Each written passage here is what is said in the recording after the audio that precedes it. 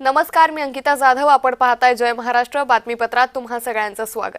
बातमीपत्राच्या सुरुवातीला बातमी नाशिकमधून. आमदार देवयानी फरांदेंच्या फेसबुक पोस्टनं राजकीय खळबळ माजली आहे. नाशकात होणाऱ्या भाजप प्रवेशाला फरांदेंनी विरोध दर्शवलाय. निवडणूक प्रमुख असूनही विश्वासात न घेतल्याचा त्यांनी आरोप केलाय. विनायक पांडे, यतीन वाघ, शाहू खैरे, संजय चव्हाणांच्या प्रवेशाला त्यांनी विरोध केल्याचं पाहायला मिळतंय. तर देवयानी फरांदेंच्या फेसबुक पोस्टनं मोठी खळबळ माजलेली आहे. विनायक पांडे, यतीन वाघ, शाहू खैरे यांच्या भाजप प्रवेशावरून देवयानी फरांदे यांनी नाराजी व्यक्त केलेली आहे. तर प्रभाग क्रमांक 13 मध्ये होणाऱ्या आजच्या प्रवेशाला माझा स्पष्ट विरोध असल्याची पोस्ट देवयानी फरांदे यांनी केली आहे. या संदर्भात अधिक माहिती घेऊयात आमचे प्रतिनिधी किरण गोटूर यांच्याकडून. किरण, आपण पाहतोय देवयानी फरांदे यांनी आता या सगळ्या जणांच्या भाजप प्रवेशावरून स्पष्ट नाराजी व्यक्त केली आहे. एकंदरीत देवयानी फरांदे यांच्या कार्यालयाबाहेर कसं आहे वातावरण आणि कार्यकर्त्यांचं काय म्हणणं आहे? अंकिता, आज भाजपमध्ये 2 माजी महापौर आणि काही माजी नगरसेवकांचा प्रवेश होणार आहे. पण या संपूर्ण प्रवेश प्रक्रियेला आमदार देवयानी फरांदे यांनी विरोध केलेला आहे आणि या संपूर्ण विरोधानंतर नाशिकच्या भाजप कार्यालयाबाहेर मी आत्ता आहे. खूप मोठ्या प्रमाणात कार्यकर्त्यांची जी गर्दी आहे ती जमलेली आहे. या संपूर्ण प्रवेशाला हे सगळे भाजपचे कार्यकर्ते पदाधिकारी विरोध करतायत. आज 2 माजी महापौर हे भाजपमध्ये येत आहेत, पण तिथले स्थानिक नेते आहेत भाजपचे, तिथले स्थानिक इच्छुक उमेदवार आहेत. अशा लोकांना तिकीट डावलून तुम्ही नवीन आलेल्या लोकांना तिकीट देता, अशा पद्धतीचा आरोप आहे. कार्यकर्त्यांनी सुद्धा अशा पद्धतीचा आरोप केलेला आहे आणि हेच आरोप करून हे सगळे जे विरोध करणारे भाजपचे कार्यकर्ते पदाधिकारी आहेत हे भाजप कार्यालयाच्या बाहेर जमलेले आहेत. आता काही वेळानंतर इथे मंत्री गिरीश महाजन येणार आहेत आणि खरं तर याच मुद्द्यावरती हे सगळे कार्यकर्ते पदाधिकारी गिरीश महाजन यांच्यासोबत चर्चा करणार आहेत. ताई, आपण घोषणाबाजी करताय, या सगळ्या प्रवेशाला विरोध करतायत, काय म्हणणं आहे नेमकं? आमचं एवढंच म्हणणं आहे का आमदार जेव्हा तुम्ही अपेक्षा देता का ह्या मुलांना तिकीट फिक्स आहे, मग मोऱ्यांना फिक्स आहे, कोण आपला सर्व जेवढ्यांना फिक्स आहे ते मुलं फिरले. आम्ही घराघरांमध्ये जाऊन मत मागू राहिलो, घरामध्ये जाऊन आम्ही पोहोचलोय. आचार वेळेवर जर यांनी आम्हाला असा दगा दिला तर आम्ही काय करायचं? आम्ही आम्ही 28 वर्षापासून मी काम करते. मी 2 रुपयाची सभासद आहे. आमच्या प्रभागात आम्हाला आता अपेक्षा होती ना कमल फुले, मग असं कसं काय केलं अचानक? नाही, हे चुकीचं झालेलं आहे. आता तुम्ही भाजप कार्यालयाच्या बाहेर आलेला आहात, घोषणाबाजी करतायत. गिरीश महाजन आता इथे आहेत थोड्या वेळानंतर. काय म्हणजे आपण गिरीश महाजन यांच्याशी चर्चा करणार आहे? निश्चितच आम्ही या पक्षाला वेळ दिला, पक्षासाठी आम्ही ठसा खाल्ल्या. ज्यावेळेस पक्षात कोणी येत नव्हतं त्या टायमाला आम्ही सर्वसामान्य कार्यकर्ता येऊन ह्या पक्ष वाढवला, पक्षाचं काम केलं. 15 वर्ष या मध्य नाशिकचा याचा इतिहास होता का कधीच आमदार हा दुसरा होऊ शकत नाही. पण आमदार देवयानी फरांदे यांच्या रूपाने, देवेंद्र फडणवीस यांच्या सहकार्याने या नाशिकचा कायापालट झालेला आहे. आता काय विरोध आहे? आत्ता विरोध असाच आहे की जे 25 वर्षापूर्वीचे जे जुने कार्यकर्ते आहात त्यांना डावल्याचा कुठलाही परिणाम होणार नाही याची दक्षता घ्यावी. आणि जे जुने कार्यकर्ते आहेत पद्धतीच्या प्रतिक्रिया आहेत, जे जुने कार्यकर्ते आहेत त्यांना डावलू नका असं एकूणच कार्यकर्त्यांचं म्हणणं आहे. मोठ्या प्रमाणात जी गर्दी आहे ती जमलेली आहे. हे सगळे लोक जे आज प्रवेश होत आहे त्या सगळ्या प्रवेशाला विरोध करतायत. अगदी काही वेळानंतर गिरीश महाजन यांच्या उपस्थितीत माजी महापौर विनायक पांडे, त्याच पद्धतीने माजी महापौर यतीन वाघ, काही माजी नगरसेवक, या सगळ्या लोकांचा नाशिकच्या याच भाजप कार्यालयामध्ये प्रवेश होणार आहे. पण या सगळ्या प्रक्रियेला आता आमदार देवयानी फरांदे यांनी विरोध केल्यानंतर आता विरोध वाढताना आपल्याला बघायला मिळतोय. जे विरोध करणारे भाजपचे कार्यकर्ते पदाधिकारी आहेत ते सगळे भाजप कार्यालयाचे इथे जमलेले आहेत. खूप मोठ्या प्रमाणात एकूणच घोषणाबाजी हे सगळे लोक करताना आपल्याला बघायला मिळतोय. आमदार देवयानी फरांदे यांनी सुद्धा या सगळ्या संदर्भात एक पोस्ट जो आहे तो सोशल मीडियावरती टाकून या सगळ्या प्रवेशाला विरोध केलेला आहे. आता काही वेळानंतर मंत्री गिरीश महाजन इथे येत आहेत, त्यामुळे या सगळ्या विरोधावरती मंत्री महोदय काय भूमिका मांडतात, काय प्रतिक्रिया देतात हे पाहणं आता महत्त्वाचं असणार आहे. ज्या पद्धतीने आपण पाहतोय की भाजप कार्यालयाबाहेर देवयानी फरांदे त्याचबरोबर भाजपच्या कार्यकर्त्यांनी ही गर्दी केली आहे. गिरीश महाजन काही वेळातच या ठिकाणी पोहोचतील. गिरीश महाजनांनी देवयानी फरांदे यांना चर्चेसाठी काही निमंत्रण दिलंय का? देवयानी फरांदे यांची समजूत काढली जाणार आहे का? पुढच्या घडामोडी कशा पद्धतीने घडू शकतात?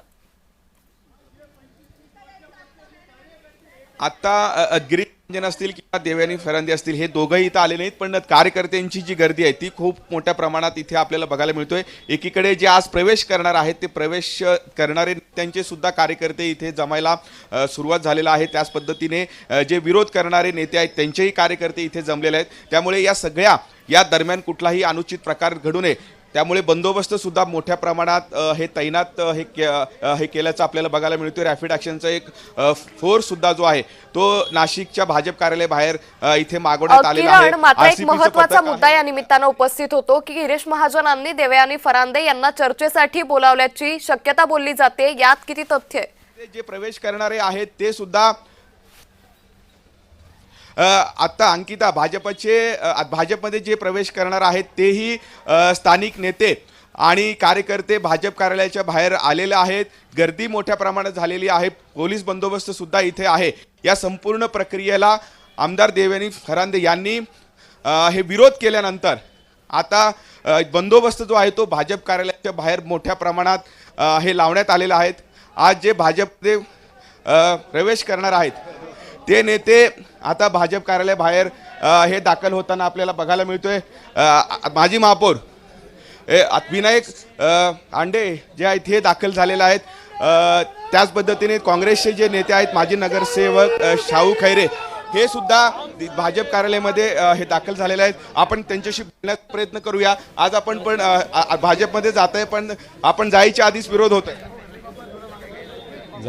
जे स्थानिक भाजपचे लोक आहेत, स्थानिक नेते आहेत, त्यांच्याकडनं आपल्या या सगळ्या प्रवेशाला विरोध होताना बघायला मिळतो.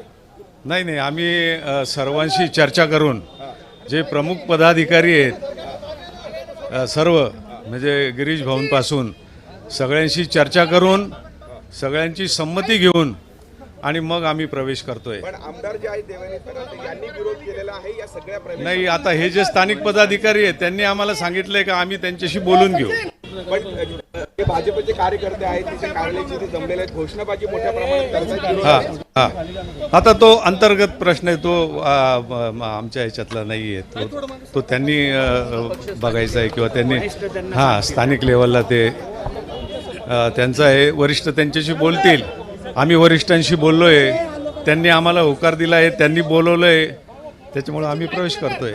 महाराज आपण इतक्या वर्ष काँग्रेसमध्ये होता, हो, काँग्रेसमध्ये काम केलेलं आहे, अचानक भाजपमध्ये जाण्याचं का निर्णय? अनेक म्हणजे आता 3-4 पिढ्या झाल्या. तर काँग्रेसची धुरा समर्थपणे जुन्या नाशकात गेली अनेक वर्ष आम्ही सांभाळली. परंतु आजची परिस्थिती बघता सध्या जे म्हणजे मी असं कोणावर आरोप करणार नाही, परंतु ह्या परिस्थितीला गेली अनेक वर्ष मी सूचना करतोय. कारण की त्या पक्षामध्ये माझं 2-2, 3-3 पिढ्या गेलेल्या असल्यामुळे मी कायम तिथल्या पदाधिकाऱ्यांना समजवायचा सांगण्याचा प्रयत्न केला, परंतु त्याच्यामध्ये कुठलाही बदल नाही झाला. आज तो म्हणजे पक्ष क्षीण झाल्यामुळे मलाही वेदना होत आहेत का ते अशा वेळेस क्षीण झालेल्या पक्षाला उभारी देण्याचं काम तुमचं आहे. तुम्ही म्हणता माझे 3-3 पिढ्या गेलेल्या आहेत. हो, अशा वेळेस भाजपमध्ये येतात पक्षाला बाहेर सोडून. पक्षाला अजिबात नाही. काय आहे, जे स्थानिक पदाधिकारी आहेत हे स्थानिक पदाधिकारी गेले अनेक वर्ष म्हणजे आत्तासुद्धा शेवटच्या क्षणापर्यंत मी त्यांना समजवलं का तुम्ही निर्णय घेताना पूर्वीची परिस्थिती वेगळी होती, परंतु आजची परिस्थिती ही पक्ष क्षीण झालेला आहे. कार्यकर्त्यांना सगळ्यांना विश्वासात घेतलं पाहिजे, पदाधिकाऱ्यांना विश्वासात घेतलं पाहिजे. गेली अनेक वर्ष जे लोक काम करतायत त्यांना तुम्ही घरी बसवलं आहे, त्यांना जर विश्वासात घेतलं नाही तर पक्ष वाढेल कसा? आज आपल्याकडे उमेदवार नाही आहेत तरीसुद्धा ह्या लोकांनी त्याकडे दुर्लक्ष केलं आणि त्याच्यामुळे आपल्याला हा निर्णय घ्यावा लागला. त्या प्रवेशाला एवढा प्रचंड विरोध होतो आहे. तुम्ही ज्यांच्या विरोधात निवडणूक लढलेले होते ते सर्व उमेदवार इथे आहेत, त्यांचे कार्यकर्ते इथे आहेत, तुम्हाला प्रवेश देऊ नये अशी त्यांची मागणी आहे. बरोबर आहे ना. म्हणजे ज्या परिसरामध्ये मी राहतो तिथं गेली अनेक वर्ष म्हणजे BJPचा बेस असलेली पूर्वीपासूनची जी लोकं होती तर ती तिथं आहेत, परंतु माझं काम मी तिथं करत असलेलं सर्व कार्य म्हणजे गेली 60-70 वर्ष.